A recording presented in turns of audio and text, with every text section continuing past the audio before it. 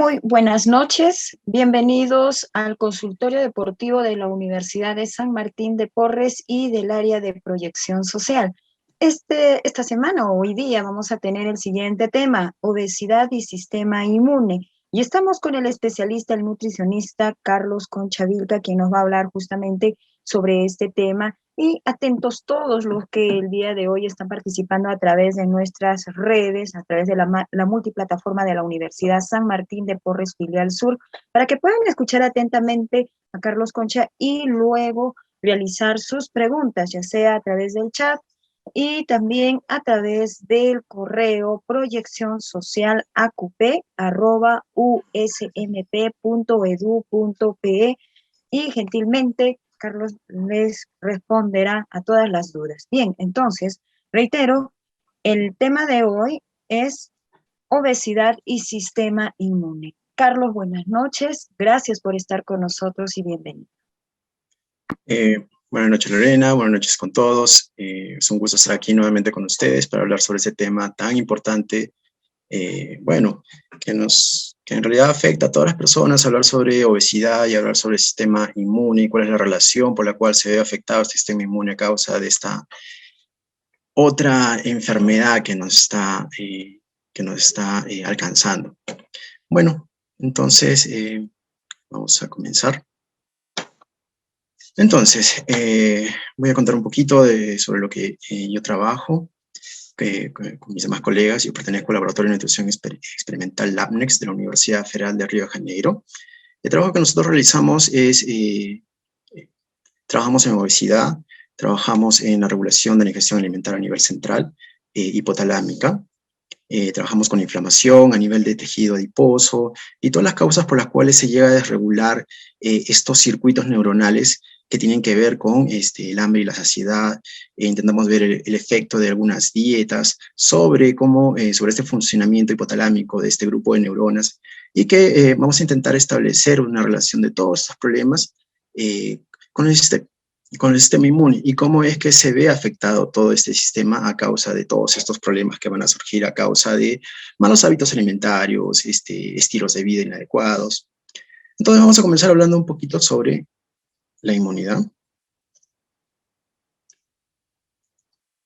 Entonces, comenzaremos hablando, como les decía, sobre el sistema inmunológico. Muchos hablamos sobre el sistema inmune y decimos, que las defensas del cuerpo, hablamos sobre varias cuestiones, pero ¿qué es el sistema inmune? El sistema inmune está compuesto por por varios elementos. Tenemos membranas, mucosas, vasos linfáticos, timo, piel, médula ósea, que son los lugares en donde nacen estas células inmunitarias, ganglios linfáticos,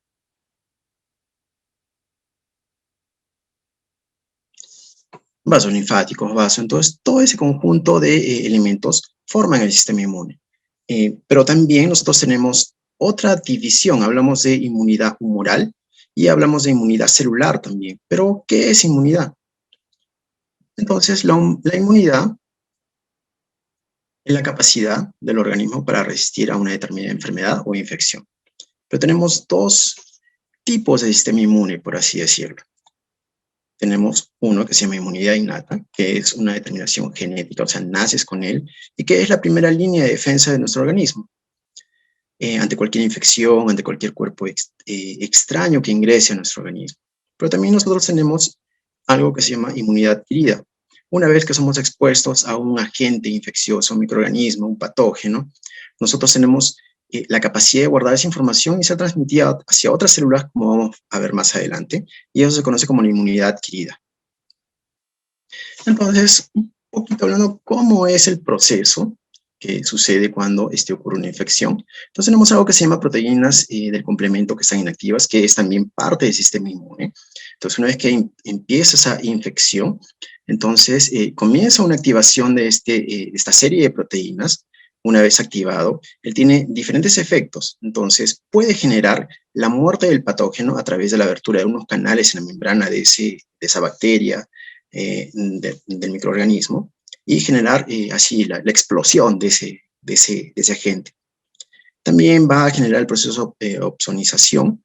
Luego, una cosa muy importante, que es la estimulación de la inflamación también, que vamos a ver, esto es algo muy importante, la inflamación. ¿Qué es la inflamación? La inflamación, a veces nosotros nos golpeamos y tenemos un hinchazón. Entonces, es una señal de que han ocurrido cambios en ese tejido. Y la inflamación es parte del sistema inmunológico, es una de las respuestas por las cuales nuestro organismo establece una línea de defensa. Pero ¿cómo sucede, digamos, esa inflamación? Vamos a ver aquí, en relación a esa inmunidad innata. Acá nosotros estamos viendo que en este tejido, o sea, puede ser la piel, puede ser el brazo, la pierna, X ubicación, nosotros vamos a encontrar la entrada de un cuerpo extraño. Este cuerpo extraño va a generar una lesión. Al mismo tiempo van a entrar bacterias, microorganismos hacia él. Cuando ocurre la rotura de este tejido, entonces hay liberación, hay muerte, hay rotura, hay lisis de células, y ella va a liberar ciertos factores que se conocen como factores quimiotácticos. O sea, el cuerpo tiene la capacidad de informar al resto del organismo que algo sucedió en esa parte. Una vez que se liberan esos factores quimiotácticos, son señalizaciones, una señal de alerta para iniciar la llamada del sistema inmune, de mastocitos, de leucocitos, de macrófagos, de diferentes células que van a ayudar digamos, a solucionar todo este problema. Al mismo tiempo, todas estas células liberan sustancias que se conocen como mediadoras de la inflamación, que se conocen como citocinas. Entonces, son sustancias que van a favorecer la producción de algunas proteínas que se conoce como inflamatorias. Pero esa inflamación, ¿qué es lo que va a favorecer? Va a favorecer la entrada de todas estas células para que lleguen a resolver todo este problema aquí, tanto sea por una bacteria, sea por lesión del tejido. Entonces acá nosotros estamos viendo que estas células, acá tenemos un vaso, un capilar. Entonces estas células tienen que pasar a través de este endotelio y llegar hacia ese lugar donde está la lesión o donde se encuentran los microorganismos. Va a suceder de la misma forma en cualquier lugar. Si hablamos de un microorganismo en otra parte, en el intestino, ellos van a pasar o están circulando ya en ese momento en el intestino y van a empezar a liberar diferentes sustancias para poder solucionar todo este problema. Esas células que nosotros estamos viendo que están aquí dañadas, ¿ya? Aquí nosotros tenemos varias células. Esas células, ¿cómo es que inician digamos, esa inflamación?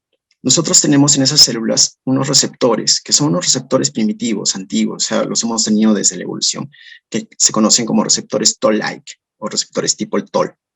Son diferentes tipos de receptores que tienen todas las células, casi todas las células, las cuales sirven para reconocer patrones de los virus, de las bacterias. Entonces, cada uno de esos receptores tiene la capacidad de poder reconocer alguna partícula extraña que es característica de esos microorganismos. Por ejemplo, el receptor Toll-like 3 puede reconocer DNA de virus. Tenemos aquí, por ejemplo, los Toll-like 4, que reconocen lipopolisacaridios. Luego tenemos otros que reconocen triacil-lipopeptídeos, que son grasas con proteínas. Entonces, esta profilina es una sustancia, digamos, de alergias.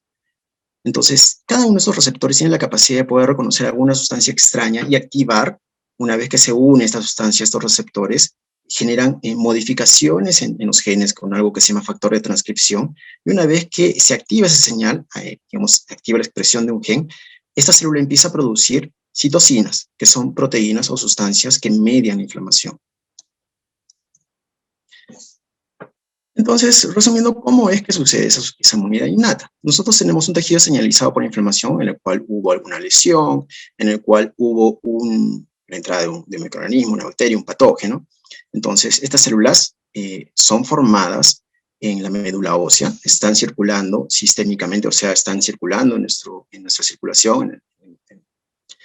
Entonces, son diferentes células leucocitos, ¿ya? También tenemos unas células que se conocen como células dendríticas, que van a llegar hacia este local. Una vez que llegan, entonces ellos van a liberar factores de inflamación, radicales libres, para poder eliminar algunos factores de crecimiento también, para poder llegar a la resolución de toda esta lesión, sea por un microorganismo o sea por una lesión, o sea, mecánica. Pero aquí, si nosotros hablamos de un microorganismo, nosotros tenemos estas células dendríticas que ya las había mencionado. Estas células dendríticas son el puente entre el sistema, digamos, entre la inmunidad innata y la inmunidad adaptativa. Porque estas células, ¿qué es lo que hacen? digamos que cargan, que llevan los antígenos y lo llevan hacia los ganglios linfáticos. Él lleva la información para que las células T, vamos a ver más adelante que es una célula T, y células B, linfocitos B, linfocitos T, adquieran la información necesaria para reconocer este microorganismo y puedan eliminarlo más efectivamente. O sea, esto ya es más específico y eso se conoce como sistema inmunológico adaptativo. Como ya les había dicho, está conformado por linfocitos T y linfocitos B, que son células. Los linfocitos C, digamos que son como una fuerza especial que se encarga de matar a todas esas células, virus, patógenos extraños. Y los linfocitos B son los que se encargan de producir anticuerpos. ¿Y qué son los anticuerpos? Son unas proteínas, así en forma de Y, que sirven para bloquear, se conoce como antígenos, pero son sustancias, son proteínas que se encuentran en esos microorganismos y que sirven para anclarse en las células de nuestro cuerpo y poder servir como una llave para poder entrar hacia nuestras células e infectarlas. Entonces, una vez que estos anticuerpos son específicos, encuentran esos antígenos, se unen a esos antígenos y bloquean su capacidad de infección, o sea, bloquean la capacidad de poder entrar hacia nuestras células. Y aquí, algo muy importante, todas estas sustancias son proteínas. Entonces, si son proteínas y la persona no consume una cantidad adecuada de proteínas, entonces, ¿qué es lo que quiere decir? Entonces, la capacidad de producir, la capacidad de adaptación que tienen todas estas células para producir anticuerpos, para poder matar todos estos patógenos, va a ser limitada. ¿Cómo es que sucede o cómo se da esa información hacia estos linfocitos T o B? Entonces, como ya les había mencionado, tenemos estas células presentadoras, ¿ya? Que son células dendríticas, en un caso macrófagos. Entonces, ¿qué es lo que hacen? Literalmente cogen el antígeno y se lo presentan hacia la célula para que ella lo reconozca y ella puede identificar una vez que sale del ganglio linfático y ubicar y eliminar ese patógeno, ese microorganismo. De igual forma, esta célula presentadora de antígeno, también le da esa información al linfocito para que él pueda producir todos esos anticuerpos específicamente para este tipo de antígeno. Y aquí tenemos cómo es que surgiría. Entonces aquí estamos viendo que llega esa célula dendrítica, esa célula presentadora. Tenemos acá que llega con esa célula naive. Son células T que aún no han sido, digamos, definidas para su función. Entonces son como inmaduras. Entonces una vez que reciben esa información se diferencian y salen los linfocitos T y también salen los linfocitos B. Y se dirigen hacia el local en donde van a generar esa respuesta inmune. Entonces, si hablamos del linfocito B, va a producir anticuerpos. Si hablamos del linfocito T, entonces va a aniquilar a todas esas células, esos microorganismos o células infectadas. Y es así como se produce nuestras defensas, nuestra respuesta inmunitaria.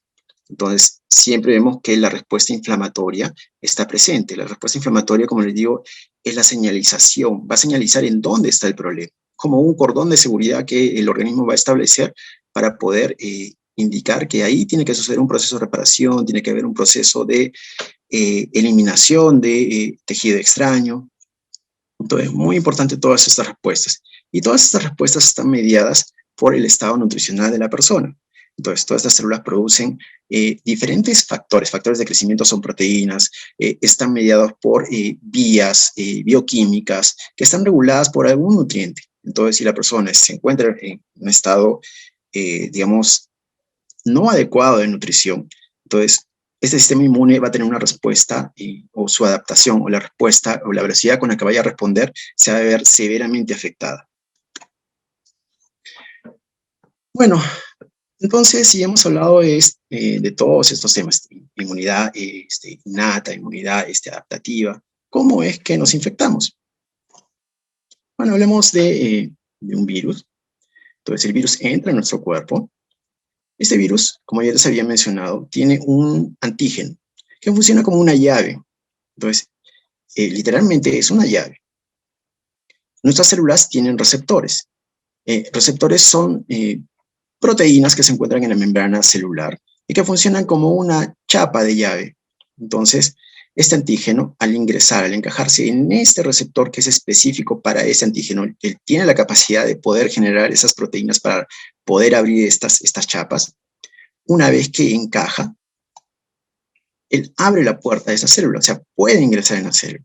Una vez que él consigue entrar en la célula, si hablamos de un virus, ¿qué es lo que va a hacer? Él se va a instalar dentro de la célula, va a modificar el núcleo celular, lo va a dominar, lo va a volver su esclavo y va a modificar todo su funcionamiento para que esta célula trabaje para este virus y genere copias de él, o sea, haya replicación de virus dentro de esa célula. Al final la célula va a morir.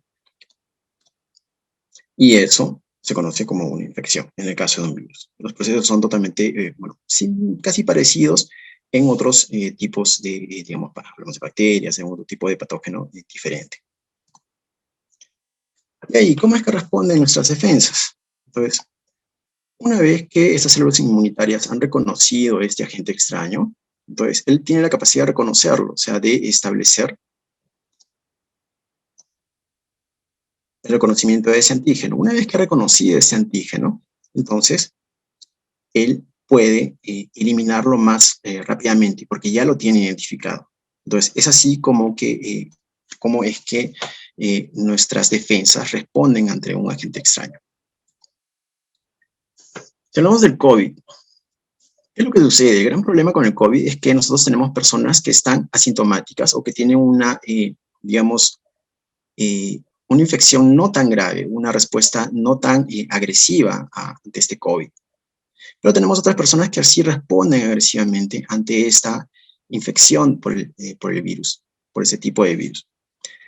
Entonces, cuando nosotros hablamos de asintomáticos o una infección mediana, entonces nosotros tenemos todos esos procesos, inmunidad adaptativa, inmunidad innata, que van a, están acá en los vasos, en los vasos sanguíneos, y van a migrar hacia, ese local en donde se encuentra el coronavirus, en este caso nos encontramos aquí en el pulmón, encontramos en un local en donde ha ingresado el virus y van a ejercer su efecto, o van a establecer todas sus respuestas inmunes, sus respuestas de defensa, producción de radicales libres, sustancias, quimiosinas, sustancias macrófagos, o sea, van a comer alguno de estos virus.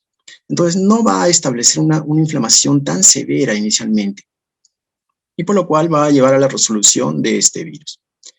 En otro caso, que es el más grave, la infección severa, nosotros vemos que estas células migran hacia el local, entonces van a producir una serie de sustancias inflamatorias, una inflamación grave, una tormenta de inflamación, que va a agravar el problema. O sea, el mismo virus no va a ser quizás tan letal para este tipo de, de respuesta que va a generar el sistema inmune.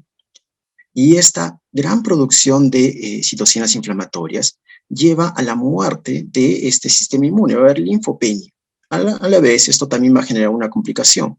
Esto va a establecer, células muertas, va a haber una placa, va a haber una vasoconstricción, pero al mismo tiempo, este virus, una vez que ha habido linfopenia, entonces, va a haber disminución del sistema inmune. Entonces, estas células tienen carta libre para poder, estos virus tienen carta libre para poder ingresar y infectar todos estos órganos, o sea, otros órganos. ¿Y por qué? Porque el tipo de antígeno que tiene, o sea, la llave con la cual entra este virus, es una llave que se encuentra, es una chapa que se encuentra en todas las células de nuestro cuerpo, que se llama LK2, la enzima convertidora de angiotensina 2. Entonces, él tiene la capacidad de poder infectar otros órganos. Y entonces es así como que se genera esta respuesta. Pero, ¿de qué va a depender que una persona genere una respuesta, o sea, sintomática, una respuesta mediana, o que genere una infección severa? Entonces, si nosotros tenemos este sistema inmune, aquí lo estamos representando como un pequeño policía, si nosotros pasamos por procesos de estrés, si nosotros tenemos una mala alimentación, ¿ya? Desnutrición, ojo, desnutrición no solo son las personas que no comen, ¿ya? Personas obesas también padecen desnutrición, como lo vamos a ver aquí. La obesidad, además de, generar cierto tipo de desnutrición. ¿Por qué? Porque carecen de, ellos no ingieren todos los nutrientes, la mayoría de comida que ellos van a ingerir es hipercalórica, palatable, que no va a contener todos los nutrientes, se les conoce como calorías vacías. Entonces, no va a aportar todo lo que necesita para que ese sistema inmunológico funcione bien. Al mismo tiempo, va a producir otras sustancias que van a afectar a este sistema inmunológico. Entonces, todas estas situaciones agotan las reservas de nutrientes que requiere el sistema inmune. ¿Y qué es lo que vamos a tener? Una problema de inmunodepresión. O sea, el sistema inmune no va a responder de la forma que debería responder.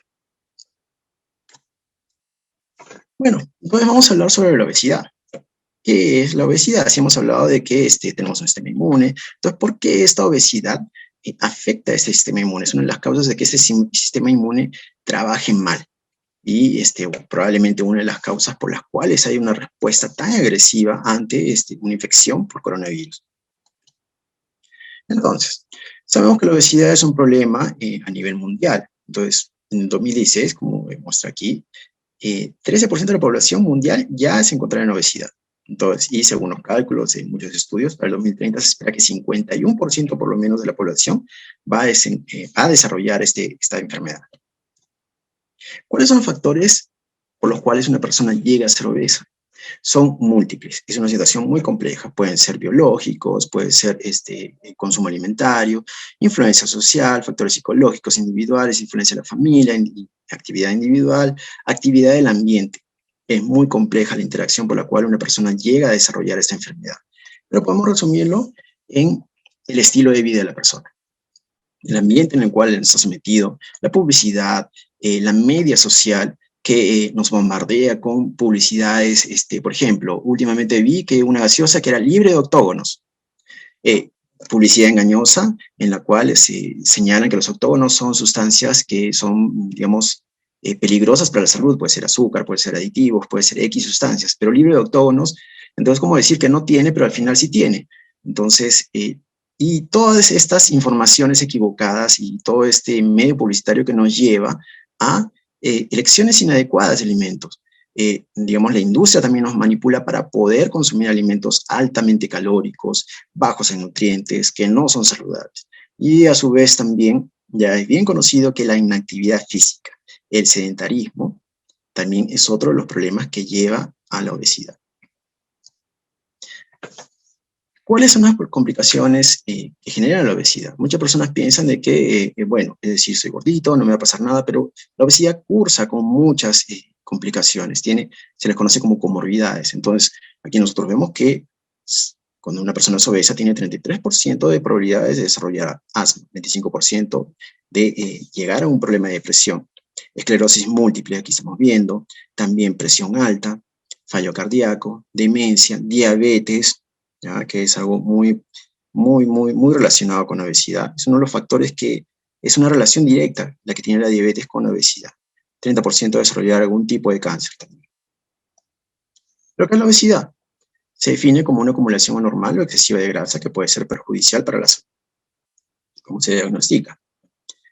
Se diagnostica a partir del IMC. ¿Qué es el IMC? Es un factor en el cual yo considero el peso y la estatura al cuadrado.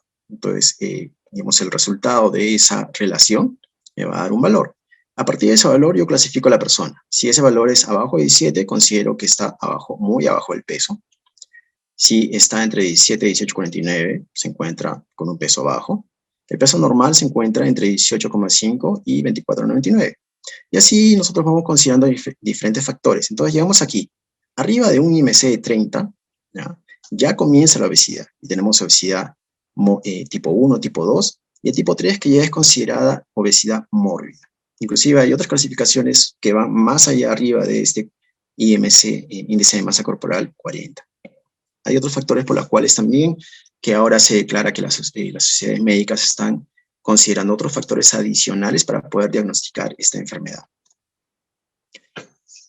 ¿Y cómo es que, digamos, que sucede este proceso, digamos, cómo se da la instalación de esta enfermedad? Entonces, cuando yo ingiero un alimento, especialmente rico en carbohidratos y grasas, él va a sufrir un proceso digestivo, va a ser absorbido. Una vez que es absorbido, entonces, bueno, va a pasar por este sistema porta, va a llegar hacia el hígado, va a ser liberada la insulina también ante los elevados índices de glucosa sanguínea. Una vez que se eleva esta insulina y tenemos elevados índices de glucosa, al mismo tiempo de grasas también, va a circular por todo nuestro cuerpo y va a llegar a un local, va a llegar hacia el tejido adiposo. Entonces, tenemos varios tipos de tejidos adiposos. Tenemos un tejido adiposo visceral, tenemos un tejido adiposo subcutáneo. Entonces, una vez que llega a este local, a estos adipocitos, La insulina, que ya recordemos que ya estaba alta por efecto de consumir una gran cantidad de carbohidratos que nos va a generar una elevación de glucosa, va a favorecer la captación de estos ácidos grasos y que sean depositados como como tejido adiposo, o sea, como un triglicérido dentro de esos adipocitos, incrementando ¿ya? La cantidad, digamos, almacenada de grasa dentro de estos adipocitos. Y así va a crecer este tejido adiposo. Es la forma, digamos, común o digamos, simple de decir de cómo crece el rollo en nuestro cuerpo. Si hablamos del sistema nervioso central, ¿cómo es que va a ocurrir? También va a haber una alteración para que se pueda establecer esta obesidad. La génesis de la obesidad ha sido hace mucho tiempo, digamos, estudiada y se ha establecido que el hipotálamo, ¿ya? En el cerebro, es el local en donde se va a encontrar, digamos, la génesis de la obesidad. Nuevamente, yo ingiero un alimento, ese alimento va a generar señales periféricas, o sea, señales que se están produciendo, digamos, en otro lugar que no sea el sistema nervioso central, o sea, que no sea en el cerebro. Esas señales pueden ser de nutrientes que van a informar al cerebro sobre el estado de nuestras reservas energéticas. Una de esas señales va a ser la insulina, va a ser la leptina que se produce en el tejido adiposo y van a llegar a este hipotálamo. Una vez que yo me encuentro en un estado, digamos, alimentado, se van a activar, gracias a estas señales, neuronas que se conocen como PON y CAR. ¿Qué van a hacer una vez que se activan estas neuronas? Van a señalizar la saciedad, o sea, informan al cerebro de que yo estoy en un estado de que mis reservas energéticas están llenas, entonces tengo que dejar de comer. Al mismo tiempo van a promover el gasto de energía, o sea, le dicen al cuerpo, le dicen al cerebro, estamos cargados de energía, entonces tienes que dejar de comer y tienes que gastar energía. Y empieza a activarse el metabolismo en este cuerpo. Pero cuando estas señales no llegan, o cuando me encuentro en un estado, digamos, de ayuno, en el cual no he comido durante varias horas, la, digamos, disminución de esas señales, de estas hormonas, junto con otras hormonas como grelina, van a señalizar en este hipotálamo otro grupo de neuronas que se conocen como NPY y ABUT. ¿Qué van a hacer estas neuronas? Van a empezar la señalización y la respuesta de hambre. Y al mismo tiempo van a ocasionar que el cuerpo gaste menos energía. Entonces, la tasa metabólica basal se va a reducir. O sea, voy a gastar, encima que voy a tener mucha hambre, mi cuerpo va a gastar menos energía. ¿Cuándo? Hay una discusión muy grande en cuanto a digamos, a este hipotálamo. Cuando las personas son obesas, generan obesidad. Se dice que la obesidad genera inflamación. Pero al mismo tiempo, hay otro grupo de personas, otro grupo de científicos que creen que la inflamación se genera antes de que ocurra la obesidad y esa inflamación lleva a alteraciones de todo este circuito y que es lo que va a ocasionar la instalación temprana de la obesidad. ¿Por qué? Porque la persona no va a conseguir regular lo que come. O sea, siempre va a encontrarse en ese estado de hambre y de, digamos, disminución de ese gasto energético. Yo creo firmemente que sí, la inflamación puede alterar esta señalización de todas esas neuronas que tienen la regulación. Entonces, uno de los grandes problemas es que esas personas no dejan de comer. Cuando encontramos una persona gordita, es que realmente no deja de comer. Por intentar bajarla de peso es un gran reto, porque siempre están de hambre. Entonces, eso es digamos, aquí es una de las razones por las cuales es tan difícil bajar de peso a esas personas. Y entonces, perdón, ¿por qué es tan importante que estas señales, o sea, lleguen a ese hipotálamo? Entonces aquí hay un trabajo, un estudio de esos autores, en el cual señala que cuando la glucosa, estos nutrientes que yo les había indicado, llega hacia este hipotálamo, hacia las neuronas, esas neuronas PON, hay un grupo de células, que son los astrocitos. Ellos tienen receptores de insulina en digamos, en estos astrocitos. Una vez que la insulina llega hacia este local y se une a ese receptor de insulina, él permite la activación de estas neuronas que van a producir la saciedad. En tanto, se sabe ya hace mucho tiempo que existe resistencia a la insulina central, no solo de estas células, sino también de estos astrocitos. Y la no señalización de estos receptores de insulina gracias a la insulina, entonces va a generar problemas. Aquí vemos que no va a haber disminución del apetito, no van a disminuirse los niveles de glucosa sanguínea y los niveles de insulina no van a incrementarse para poder permitir la entrada de esa glucosa en todas las células de nuestro cuerpo. Otro estudio que habla sobre la regulación central de la insulina a nivel de la regulación central de la insulina en ingesta alimentaria. Entonces, el proceso normal es que cuando nosotros consumimos un alimento, llegue hacia el hígado, el páncreas, por efecto de esta elevación de la glucosa, va a liberar insulina. Esta insulina va a llegar hacia el hipotálamo y va a señalizar dos efectos. Primero, va a suprimir la supresión de glucosa endógena del hígado, o sea, cuando yo no estoy comiendo nada, el hígado está produciendo glucosa, ¿ya? Al mismo tiempo, va a favorecer una mayor producción de insulina, ¿ya?, en una respuesta de segunda fase. ¿Y qué es lo que va a favorecer? Que va a favorecer la disminución de glucosa sanguínea en nuestro cuerpo. Recuerden que glucosa alta siempre está relacionada con diabetes y con problemas de resistencia a la insulina también.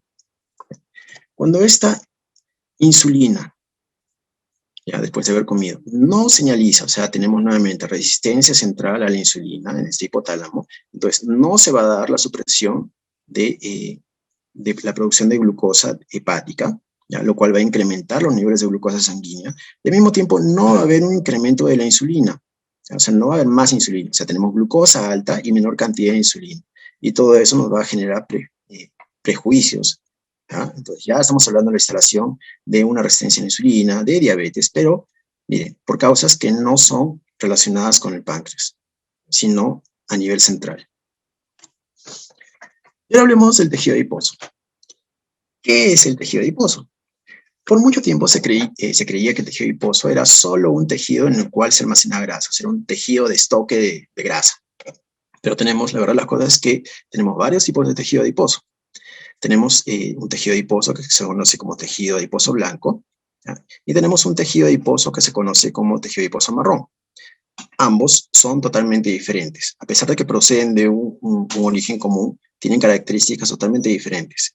El blanco almacena una gran cantidad de lípidos, o sea, de grasa. Aquí tenemos, tiene un núcleo polarizado, digamos, está aquí en un costado, y tenemos pocas mitocondrias. En tanto, el tejido adiposo marrón puede convertirse, tiene más características de tejido de músculo, ¿ya?, porque tiene muchas mitocondrias, tiene los lípidos en pequeñas vacuolas y genera calor. Es aquí donde se produce la termogénesis, el incremento de calor, gracias a una proteína que se conoce como USP1, proteínas desacopladoras 1. Pero, a su vez, este tejido adiposo puede convertirse en un tercer tipo de tejido, que se conoce como tejido adiposo beige, que digamos que es tejido adiposo blanco, pero que tiene ciertas características de tejido adiposo marrón. Todos ellos son muy importantes para nuestra salud metabólica.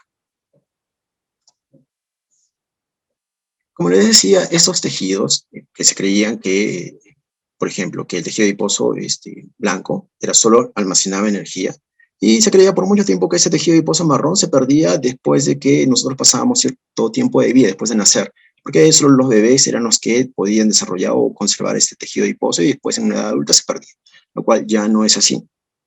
El tejido adiposo blanco es un órgano endocrino, el cual produce muchas sustancias, muchas hormonas. Una de ellas, por ejemplo, se llama leptina, restina, adiponectina, puede producir factor de necrosis tumoral alfa, diferentes sustancias que participan del metabolismo, que pueden regular nuestro metabolismo. El tejido adiposo marrón se conserva actualmente. Es ya sabido de que en estado adulto nosotros podemos tener tejido adiposo marrón, y dependiendo de lo que nosotros vayamos a hacer, del tipo de estilo de vida, el tipo de alimentación que nosotros tengamos, vamos a tener más o menos tejido adiposo marrón, y que va a definir nuestra actividad metabólica, o sea, qué tan inactivos o activos metabólicamente estamos. Pero a su vez también ese tejido es un órgano endocrino, porque produce diferentes hormonas, responde a muchas hormonas, ¿ya? Una de ellas, por ejemplo, iricina, que está siendo muy estudiada actualmente, y va a producir varias hormonas, ¿ya? Varios factores de crecimiento que también van a actuar en nuestro metabolismo. Estos tejidos son regulados digamos, responden al sistema nervioso central, son regulados por él, y que al mismo tiempo, que cuando se encuentran en un estado adecuado, en un estado normal, tienen una respuesta, una producción de hormonas que van a participar en nuestro metabolismo, pero también tienen una disfunción, en la cual vamos a ver cómo ocurre esa disfunción.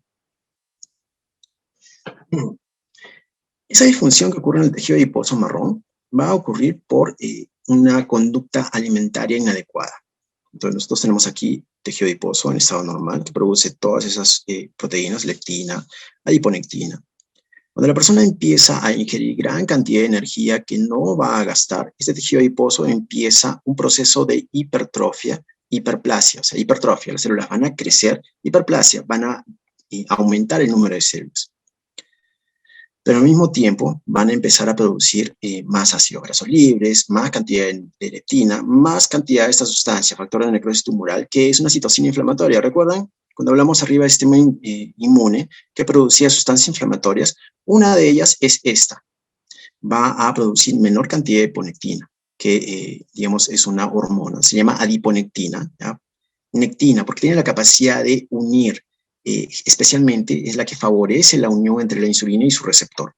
Al mismo tiempo, los vasos que están circulando, que están rodeando, que están inmersos en ese tejido, van a colapsar y va a haber hipoxia. Entonces, si hay hipoxia y no hay vasos aquí circulantes, entonces la capacidad oxidativa de este tejido va a ser limitada, va a disminuir.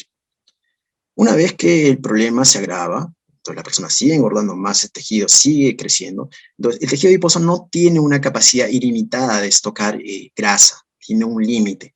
Una vez que supere ese límite, entonces empiezan a producirse más de esas cantidades inflamatorias. Entonces el tejido, esas quimiosinas, factores digamos, de señalización que señalizan este sistema inmune se van a dar en este tejido adiposo. O sea, no hay ninguna bacteria, pero el sistema inmune entiende que haya una infección aquí y los macrófagos van a migrar. Entonces, una vez que migran hacia ese tejido, van a producir más sustancias inflamatorias, radicales libres, que van a agravar la situación. Entonces, hablamos de tejido adiposo inflamado y lipotoxicidad. Entonces, un tejido adiposo que se encuentra en un estado de producción de sustancias que son negativas para la salud. Y todas estas sustancias son las que van a afectar diferentes sistemas. Uno de ellos es el sistema inmune. Entonces, aquí en ese trabajo de este autor, se muestra que el crecimiento o la expansión no saludable del tejido adiposo, ¿ya?, va a llevar a la producción de radicales libres, incremento de la producción de radicales libres, especies oxidativas reactivas de oxígeno, van a llevar a la inflamación, van a llevar a la fibrosis de ese tejido adiposo, ¿ya?, o sea, ocasionando una expansión no saludable, y eso va a llevar a la acumulación, ¿cómo les explico? A ver, ¿qué es lo que sucede? Una vez que ese tejido ya no puede almacenar más grasa, entonces va a ocasionar la liberación de todas estas, digamos, estos ácidos grasos al torrente sanguíneo. Pero como la persona sigue comiendo, estamos en un estado en el cual consume una gran cantidad de carbohidratos, gran cantidad de grasas, entonces este tejido ya no tiene la capacidad de almacenar, y es más, o sea, va a liberar el contenido que tiene aquí dentro, y lo va a liberar hacia otros tejidos, ocasionando acumulación de lípidos en otros tejidos que no son tejido adiposo. Entonces hablamos de tejido adiposo marrón. Entonces el tejido adiposo marrón va a empezar a adquirir características de tejido adiposo blanco. Entonces recuerden ustedes que este tejido es uno de los encargados de producir termogénesis. Entonces nuestra actividad metabólica, o sea, la capacidad de gastar energía va a estar limitada. Al mismo tiempo va a haber esa acumulación de lípidos, o sea, de grasa en el hígado. Entonces ya estamos hablando de un hígado graso. Y al mismo tiempo va a ocasionar resistencia a la insulina. Y la resistencia a la insulina, recuerden ustedes, la insulina favorece la disposición de grasa. O sea, estamos en un círculo vicioso en el cual aumenta la obesidad, resistencia a la insulina y afecta a todos otros sistemas. Entonces, ¿por qué es que esta obesidad afecta, digamos, al sistema inmune? Uno de los factores por los cuales va a afectar, hablemos de esa leptina, esa hormona que produce el tejido adiposo blanco. Entonces, el sistema inmune, las células T, las células M, tienen receptores para esta leptina. Entonces, este incremento de leptina va a llevar a una sobreestimulación de estas células inmunitarias. Entonces, van a llevar a expresar mayor cantidad de receptores y a tener un comportamiento totalmente diferente, activo. O sea, no es el comportamiento que normalmente debería tener, lo que va a llevar a una disfunción de este sistema inmune. Entonces aquí tenemos niveles altos de leptina, por ejemplo, en condiciones normales nos va a llevar a una respuesta inmune óptima y una protección contra la infección. En tanto, si la persona tiene obesidad, ya sabemos que tiene una producción hiperelevada de esta hormona leptina, o en algún caso, por una cuestión genética, por ejemplo, tiene deficiencia de receptores, ¿ya? Entonces, ¿qué es lo que va a haber? Va a haber disminución de diferentes sustancias, lo que va a llevar a disfunción inmune y a susceptibilidad. O sea, la infección va a poderse instalar. Entonces, recuerden ustedes esa respuesta que habíamos visto en el coronavirus, ¿ya? Que por qué se establece esta gran cantidad de inflamación. Entonces, las personas obesas ya están inflamadas. Se le conoce como inflamación sistémica de bajo grado, por producto de esta disfunción del tejido adiposo. Y otra causa es estos receptores Toll-like, que recuerdan ustedes cuando les había hablado al inicio, los receptores que tienen la capacidad de reconocer, reconocer señales de microorganismos o de células extrañas a nuestro organismo. Estos receptores se encuentran expresados en casi todos los tipos celulares. Se encuentran en los monocitos, macrófagos, células dendríticas, linfocitos, células del hígado, riñones, epitelios, sistema nervioso central. O sea, casi todos los tejidos tienen expresados este tipo de receptores. Aquí para recordar que cada uno de estos receptores tiene la capacidad de reconocer estas sustancias extrañas para nuestro cuerpo, parásitos, levaduras, bacterias, virus. ¿Listo? Pero estos receptores Toll-like ya se encuentran, por ejemplo, en esta célula T4, que es una célula T. Entonces, ¿qué sucede?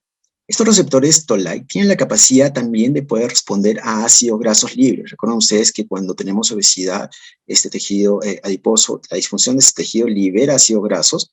Entonces, estos ácidos grasos señalizan este receptor. Y este receptor señaliza un factor de transcripción que se conoce como NF-kappa-beta, que va a trabajar en el microcelular, va a activar un gen y va a producir una sustancia inflamatoria que se conoce como TNA-alfa, factor de microestimural alfa. Al mismo tiempo, este factor de necrosis también va a señalizar inflamación dentro de este adipocito, ¿ya? Y va a promover mayor cantidad de citocinas inflamatorias. ¿Listo? Al mismo tiempo también hay otros factores por los cuales se puede activar esta vía. Solo que esta vía que están viendo ustedes aquí en este adipocito es una vía que puede ser activada en cualquier tipo celular. O sea, si hablamos del sistema nervioso, por ejemplo, de células, neuronas del hipotálamo, también tienen expresados estos receptores Toll-like y también pueden activar esta inflamación gracias a estos ácidos grasos libres.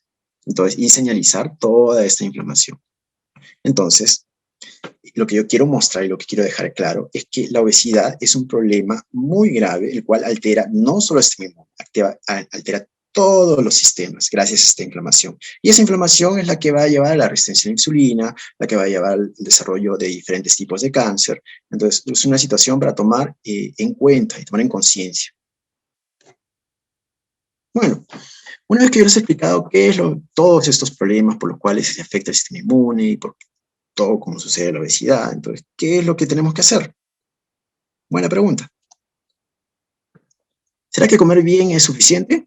¿Come bien? Yo creo que no. Comer bien no es suficiente. Aún es un concepto muy vago. ¿Comer saludable?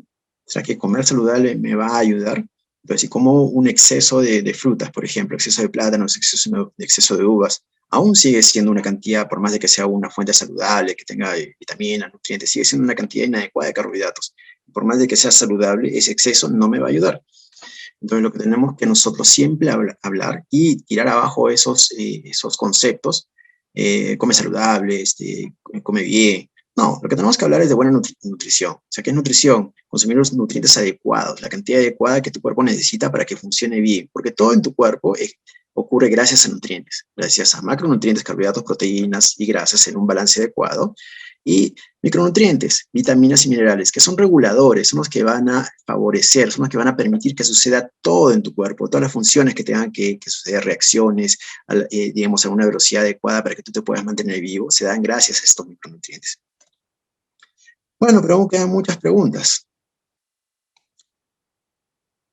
¿Será que comida de casa es comer saludable? ¿Qué es comida balanceada? ¿Y cuánto voy a comer al día? Vamos a intentar responder estas dos preguntas, porque la tercera es muy compleja. Y yo recomiendo que para que ustedes sepan cuánto deben comer, tienen que acudir a su nutricionista y hacer una consulta. Entonces, para que nosotros tengamos una idea de qué es comer en casa es saludable, o sea, comer en casa es saludable o no, entonces yo tengo que entender el nivel de procesamiento que tiene ese alimento. Por ejemplo, si en mi casa prima los alimentos en natura, ¿ya? Entonces hablamos de alimentación saludable. Si en mi casa estos alimentos son mínimamente procesados, o sea, han sufrido un pequeño proceso de transformación, todavía es saludable.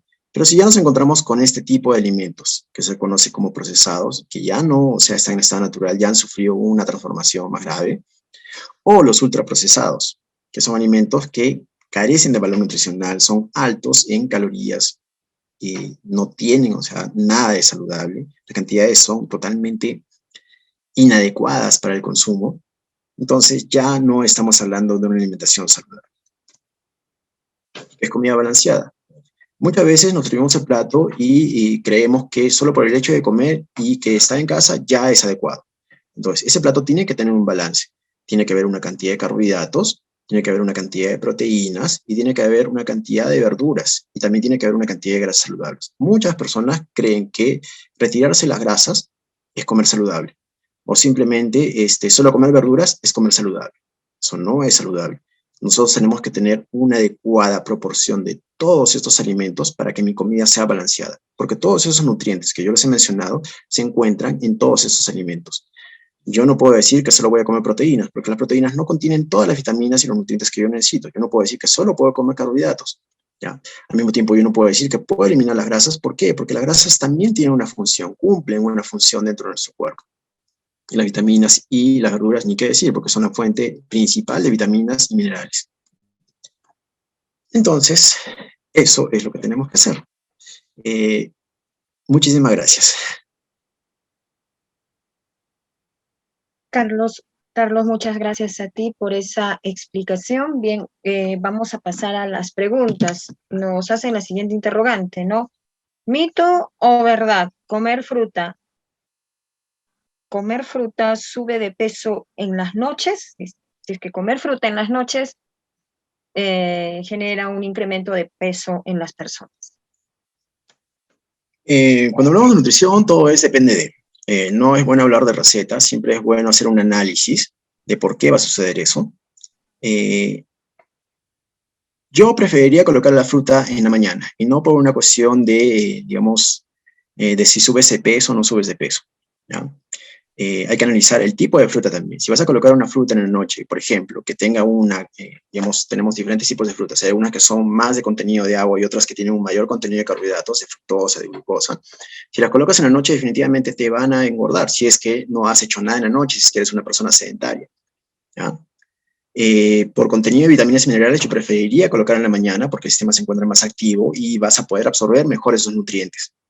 Ahora, si es que eres una persona que, digamos, entrena y has tenido un entrenamiento en la noche, entonces no va a haber ningún problema de que consumas una fruta de noche y si es de alto contenido de carbohidratos, entonces no va a afectar absolutamente nada, al contrario, va a favorecer la reposición de glucógeno y todo lo demás que necesitas para entrenar. Entonces, como les digo, esto no es en base a recetas, sino es depende de.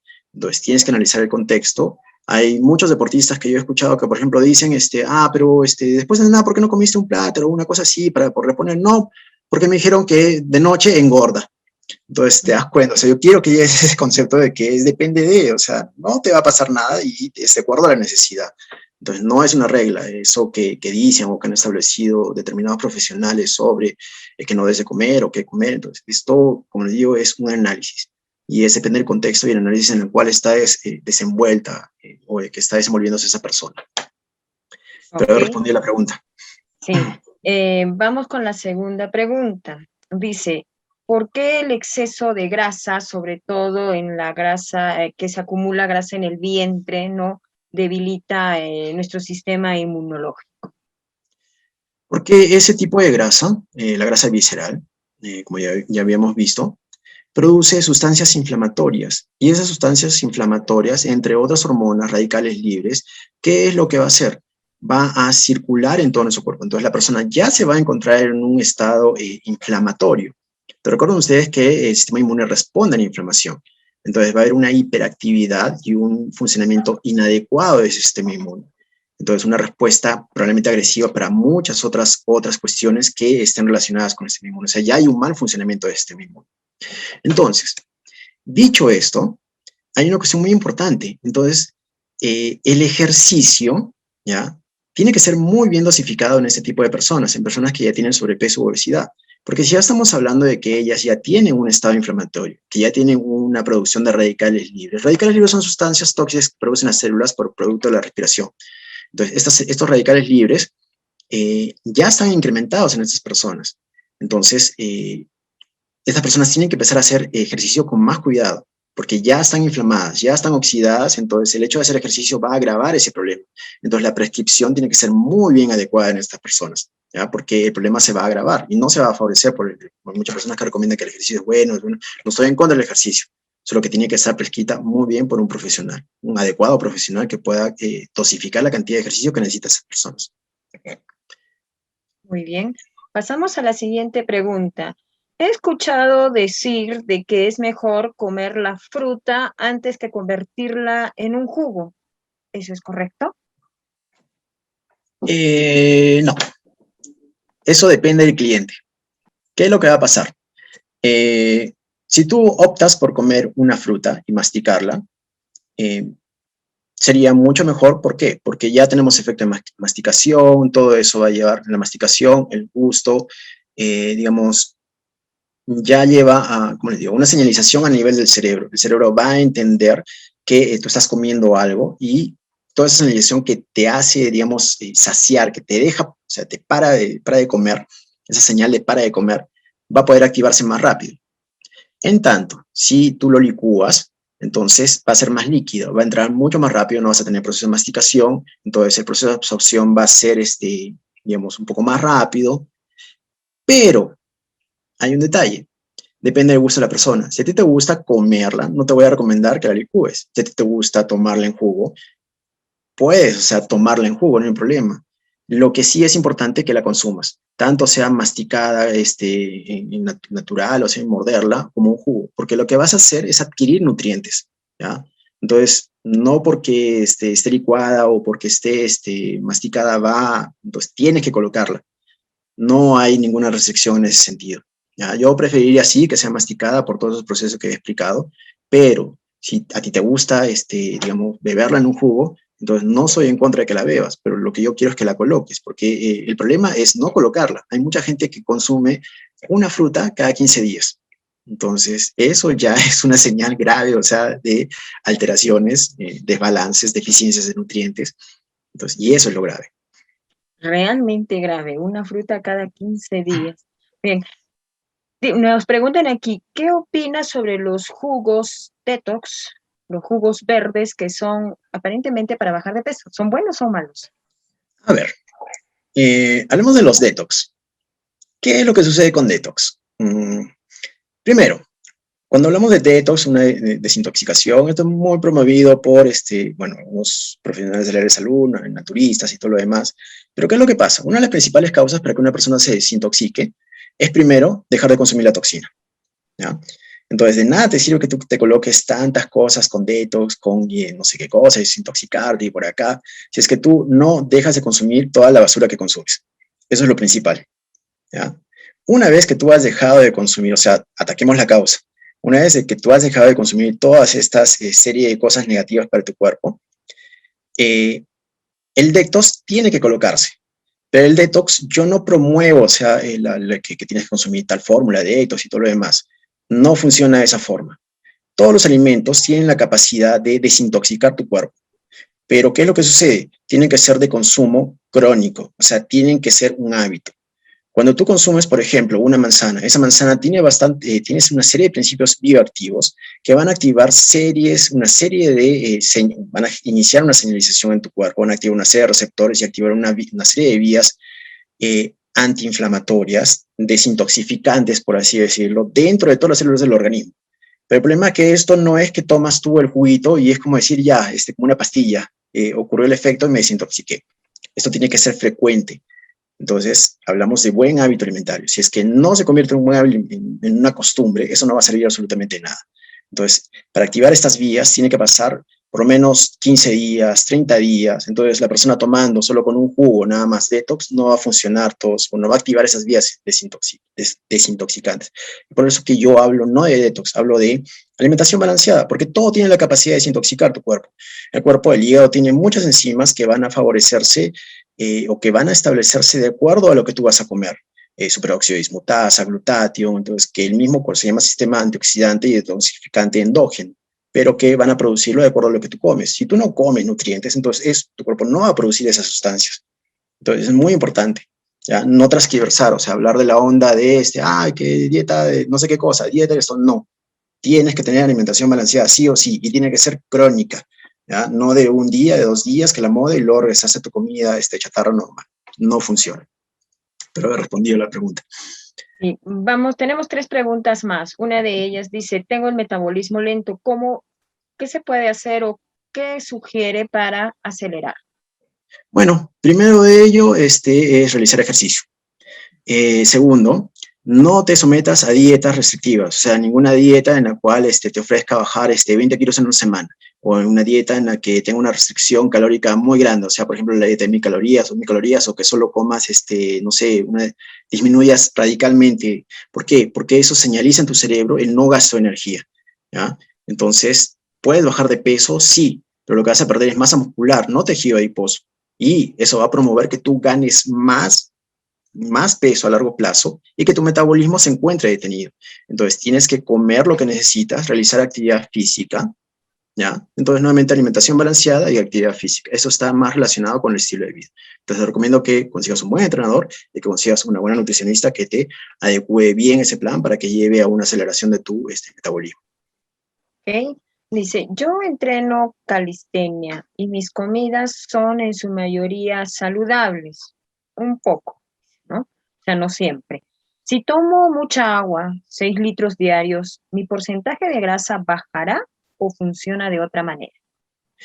Primero, tenemos que definir qué es lo saludable. El concepto de saludable difiere mucho de persona a persona. Lo que es saludable para mí puede diferir para ti.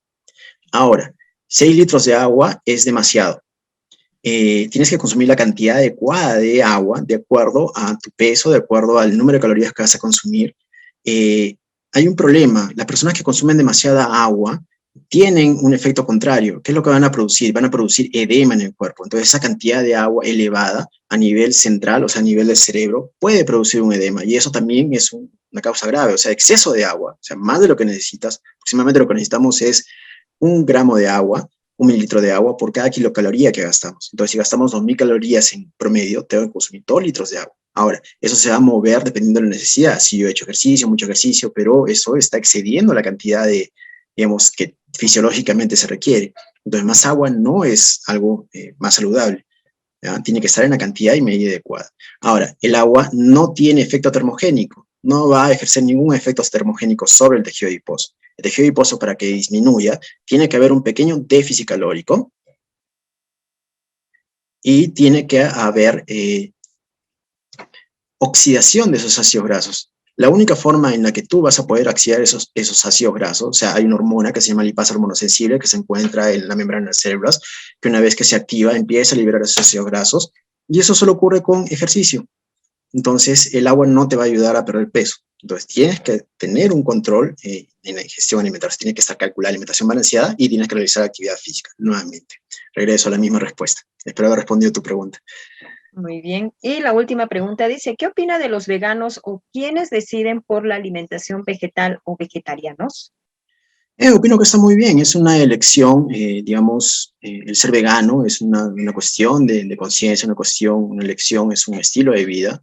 Y realmente uno tiene que tener convicción para, digamos, cambiar esos hábitos alimentarios y seguir estas líneas. Solo que hay un detalle, si tú decides ser vegano o ser vegetariano, entonces los conceptos nutricionales tienen que ser mucho más amplios, mucho más profundos. ¿Por qué? Porque al eliminar determinados grupos de nutrientes de tu alimentación y solo considerar los vegetales, entonces tienes que cubrir todo lo que necesitas, determinadas carencias de nutrientes, o sea, de vitaminas y minerales y de proteínas que no van a estar presentes, que no están, o sea, que están presentes en la carne. Entonces, tienes que saber cómo suplirlas a partir de estos vegetales. ¿Ya? Tienes que saber hacer muy bien las combinaciones, tienes que saber cuánto tienes que consumir determinado alimento para poder cubrir vitamina B12, cuánto de determinadas minerales para poder cubrir la cantidad de proteínas necesarias que necesita tu organismo para poder funcionar bien y producir todas las hormonas, enzimas, todo con lo que ya digamos hemos explicado que es muy complejo. Entonces tiene que estar muy bien balanceada tu comida si deseas volverte vegetariano o vegano.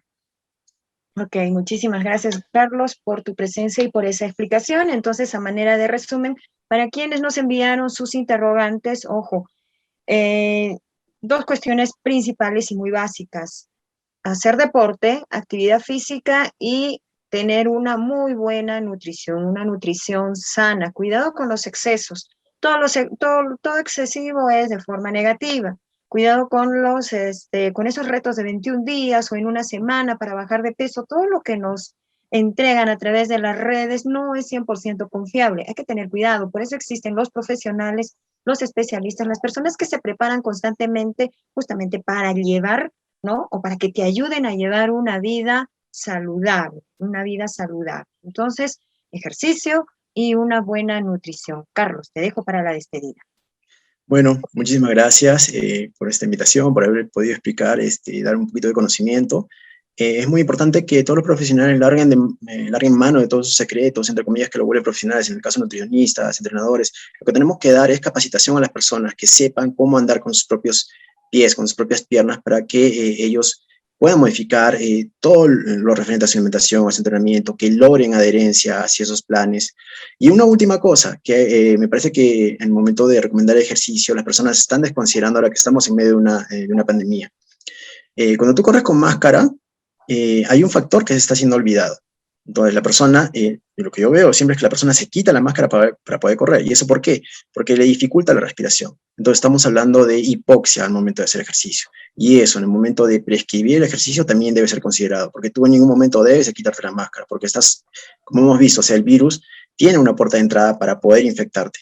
Entonces, bajarte la máscara es un grave error. Pero entonces todo eso debe ser considerado al momento de que tú empieces a hacer ejercicio, porque vamos a tener hipoxia, disminución del oxígeno, y ese oxígeno va a hacer de que tú te canses más rápido, pero esa hipoxia también es buena porque eso lleva a un mejor proceso de adaptación. Hay muchos trabajos que hablan sobre entrenamiento en esas condiciones y que llevan a una mejora de la condición física, inclusive que en condiciones normales. Bueno, eso quería llevar a consideración para los entrenadores que ahora estamos, que no están trabajando mucho y que, bueno, deben adaptar a toda esta nueva situación. Bueno, muchísimas gracias por la invitación y muchísimas gracias a todos. Buenas noches. A ti, Carlos, por esa recomendación, excelente recomendación. Entonces, para los docentes que realizan actividad deportiva con sus estudiantes, los clubes de vóley, de fútbol, algunos gimnasios, ¿no? No permitan que los niños o los jóvenes se retiren la mascarilla, ¿no? O el barbijo, deben utilizar. Bien, nosotros nos despedimos, no sin antes siempre recordar las medidas de control. Las medidas de control, el distanciamiento físico, el uso de barbijo y el lavado constante de manos. Bien. Somos Proyección Social a través de la Universidad San Martín de Porres y nos vemos la próxima semana. Cuídense, un abrazo. Nos vemos.